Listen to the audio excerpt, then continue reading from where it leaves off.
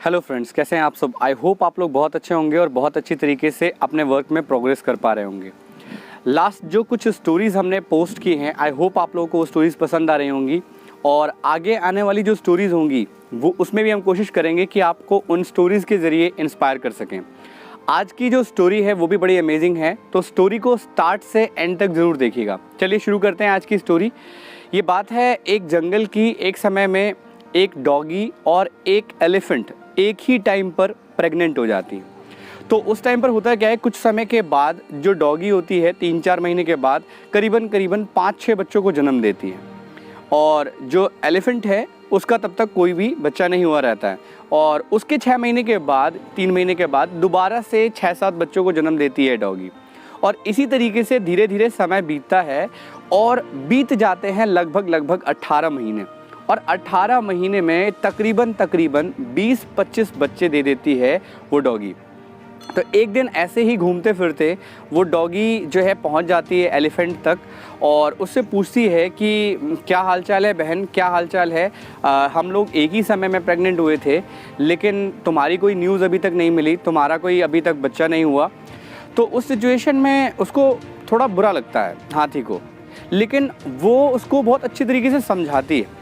हाथी ये बोलती है उस टाइम पे कि देखो बहन, मेरी बातों का बुरा मत मानना, बट मैं आपको ये बताना चाहती हूँ कि जो आपका बच्चा है वो एक्चुअल में एक छोटा सा कुत्ते का पिल्ला है।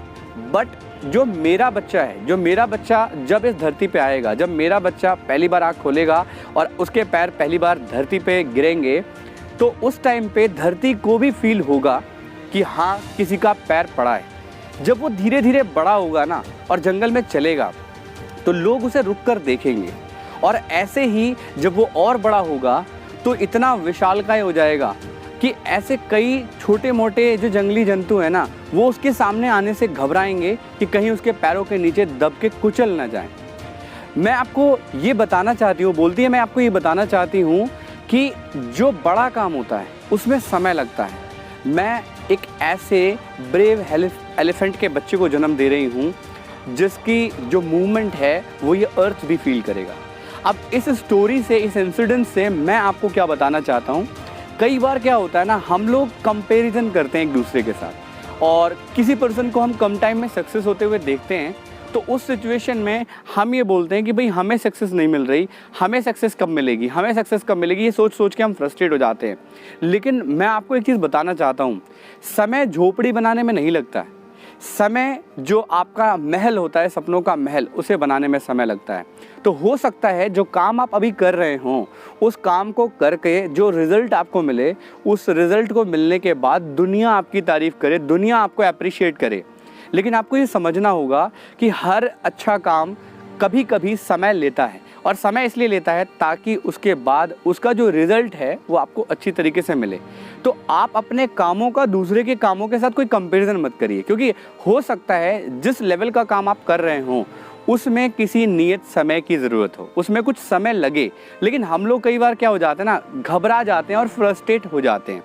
जब सामने वाला कोई छोटी सी झोपड़ी बना रहा है तो ऑब्वियस सी बात है कि उसको कम समय लगेगा। बट अगर आप एक महल बना रहे हो, सपनों का एक बिज़नेस खड़ा कर रहे हो, एक बिज़नेस एम्पायर बिल्ड कर रहे हो, एक कोई रोजगार या काम बिल्ड कर रहे हो, तो उसमें समय लग सकता है। और अगर समय लगता है तो हमें पेशेंस रखना चाहिए, क्योंकि जितना समय आप उसमें लगाएंगे, जब वो काम पूरा होगा तो लोग आपकी तारीफ़ करेगी, दुनिया आपको प्रेज़ करेगी, दुनिया आपकी तारीफ़ करेगी। तो आई होप इस स्टोरी से, जो एलिफेंट और डॉग की स्टोरी है, इससे ये मैसेज मिलता है, आप लोगों को क्लियर हुआ होगा कि हम सबको अपने कामों की तुलना किसी दूसरे के कामों से नहीं करना चाहिए।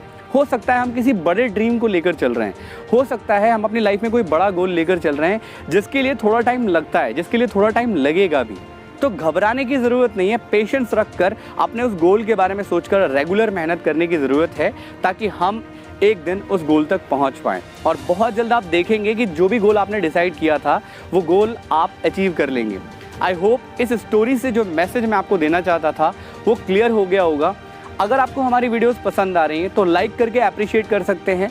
अगर आपका कोई फीडबैक है या आपका भी यही एटीट्यूड है तो आप कमेंट सेक्शन में लिख सकते हैं, ताकि हमें पता लगे कि आप भी अपना कोई बिजनेस एम्पायर बिल्ड कर रहे हैं, आप भी अपनी लाइफ में कुछ बड़ा कर रहे हैं। अगर आपने हमारा चैनल सब्सक्राइब नहीं किया है तो चैनल को सब्सक्राइब कर दीजिए और बेल आइकन को प्रेस कर दीजिए, ताकि हमारी जो भी रेगुलर अपडेट्स होंगी वीडियो की वो आपको मिलते ही रहे। आई होप आपको इस वीडियो से बहुत सारे मैसेजेस मिले होंगे, बहुत एक इम्पॉर्टेंट लेसन मिला होगा जो आप अपनी लाइफ में इम्प्लीमेंट करेंगे और पेशेंस रखेंगे अपनी लाइफ में, क्योंकि पेशेंस की बहुत ज़्यादा ज़रूरत होती है जब भी हम लाइफ में कुछ बड़ा करते हैं।